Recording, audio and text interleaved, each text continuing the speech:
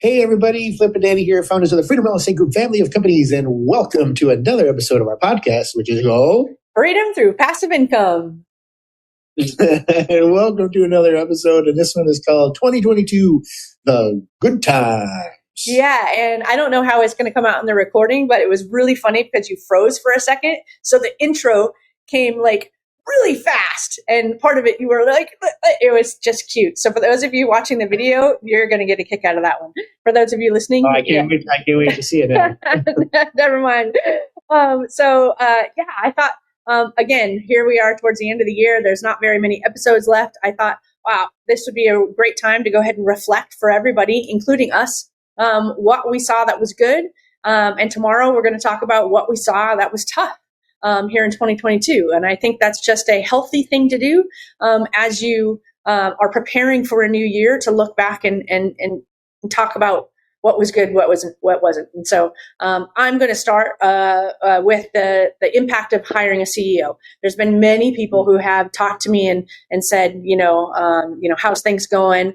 Because it's really, really hard to hire a CEO and replace yourself, especially when things might not be run the exact same way that you ran them before. And I continually see said over and over and over again that it was the best thing that we could have done, is hire that CEO. Because at the point in time where we were ready to make that move, we had spent years of long, hard, crazy roller coaster nights and weekends and days, and it was just tough, and we were at a wall, and we were at the point where we needed a break, right? We needed somebody else at the helm to take it, so that we could kind of regain our inspiration and love for what we were doing, especially in light of the fact that we were building out a sixth company at that point in time. So that, I feel like, was one of the really, really great things about 2022, is having that CEO in place. And then I wrote down a bunch of things with regard to the impact. Right? Everything wasn't perfect, right? Nothing ever is, and you should never, ever expect things to be perfect. But you can always reflect it, the really powerful things that happened, that changed for the better, that you're going to now take with you and launch into new years, into new businesses, because you've learned some really incredible lessons. So some of mine are the culture that Aaron created. Within the company. We already had a great culture. We spoke on culture many, many, many times, but he created it in a different way, in terms of leadership, in terms of empowerment, in terms of trust, in terms of how you treated each other, right? Healthy disagreements is okay in a company. And if you have a disagreement, it's okay to talk through it and talk with the person, not to talk behind somebody's back or go complaining to the CEO or blaming somebody else. So those healthy conversations, and to say things with love, right? Because we all care about the people that we work with. We call it Frag family for a reason, right? We care about every single person on the team. And even if you disagree with them, or you're upset with them because of something that happened, taking that encounter and doing it with love and care and kindness is a game changer. And I think it impacted me the most, because I am such a high energy and crazy person that when I'm happy, I'm freaking happy. When I'm angry, I'm freaking angry. And those swings of emotions can come across, really, really easy. And a leader really impacts, how everybody else leads and how they interact with each other. And as a leader, if you're interacting the way I typically interact, with those strong swings of emotions, that isn't as beneficial as the way Aaron leads, with kindness, with pause, with just thoughtfulness. So for me, that was one of the things that I wanted to talk about in this episode, is one of my favorite things of 2022. What about you? Yeah, it's interesting because, when Aaron came on so we talked about hiring people, right? Yeah. The interview process, everyone shines, right? And you're like, well, let's see what really happens. Because you're only hoping that it's going to continue that same, and it not only did, it got better. And one of the things that we had always done is, with creating the 6 companies, or the 5 companies at the time, and and we kept the companies going, but we made sure that one company just dealt with their stuff. Don't worry about everything else. Just deal with your stuff. Get your stuff down. And when he came on board, and he just said, "No, we're all one big happy family," And I'm like, oh, okay. Well, let's see how this goes. And it's awesome, And now you got the people in this company over here are asking the people in this company, hey, what happened with that? And they're talking to them over here about, and everyone is just, and it's that he brought everyone up and you talked about it and empowering them and just, it was just, because on one side, it's like on paper, well, yeah, that could work. But he proved it, and I just really like the, just how that, really helped. And because he's like, well, I think we can improve the culture. And I'm just like, whatever.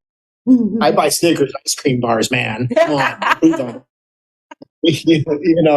But and it really wasn't. And to because yes, we've always called it family companies. We called the family companies before we hired our fifth person. Before we even knew who Aaron was, and I think the family it really became stronger this last year. It's a much stronger bond and just a much healthier family, I should say. Yeah, I couldn't agree more. Another one I have on our list is we are able to build out FCI in 2022 and do this podcast. And that's actually something that we talked about with Aaron just the other day. He said, I'm happy to be a small part of the win of you being able to have the time and mental energy to pour into FCI and get that built out. And he was very, very right, because I don't know that we would have been as successful as we were in that company had we had to have mental energy put into the other five, during this past year. So I wrote down some of the cool things, like we did 4 acquisitions and 3 dispositions in 2022, right? The first full year in business. That is just mind blowing that we did that. That's crazy. Isn't it? That's crazy. Yeah. So we had already purchased Lake Forest, which was the 384 unit in Florida. That was our very first acquisition, but that was 2021. So I wrote down what we did in 2022.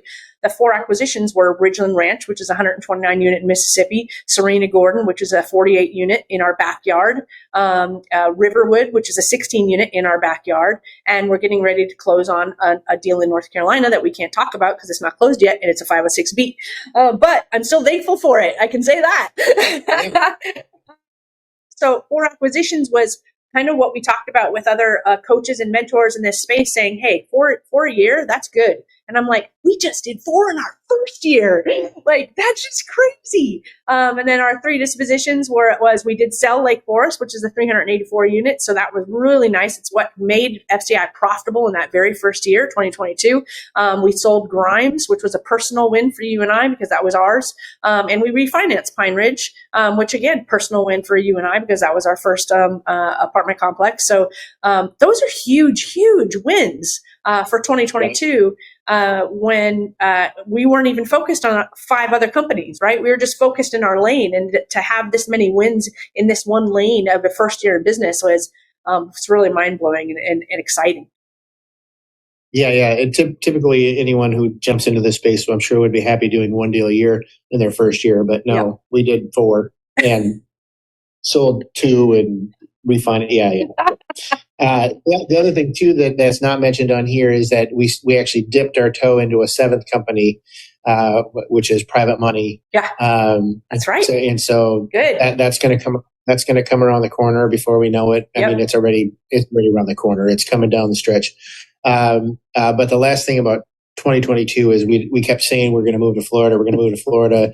We're looking at houses, and one just fell in our lap, and we're just like, this is the one. And next thing you know, we're flying down to Florida to look at it, and it's not a money pit, like the Tom Hanks movie, but it was also it was not ready.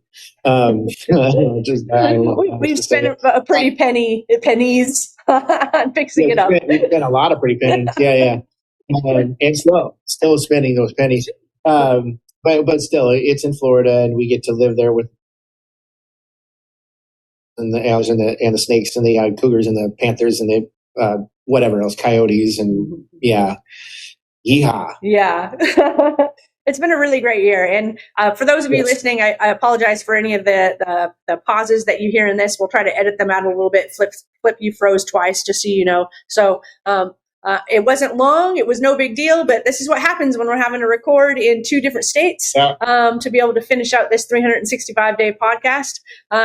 So super exciting. 2022 was a great, great year. And I am thankful to be able to sit here and talk about it with you. That's what I'm most thankful about. We're still here, alive, healthy, well, continuing to grow our businesses and celebrating a great year. Weehaw. All right. Well, we hope you enjoyed this episode. Make sure you're heading on over to our website, Freedom Capital Investments, to join the Investor Club. We got just a couple more things going on the rest of this year, and we got a bunch going on next year. So make sure you're joining that Investor Club so you can find out firsthand what we're doing. But we like to end all of our episodes with Invest smart. Live happy. Bye everybody. Nothing on this show should be considered specific, personal, or professional advice. Please consult an appropriate tax, legal, real estate, financial, or business professional for individualized advice. Opinions and information on the show are not guaranteed. All investment strategies have the potential for profit and loss.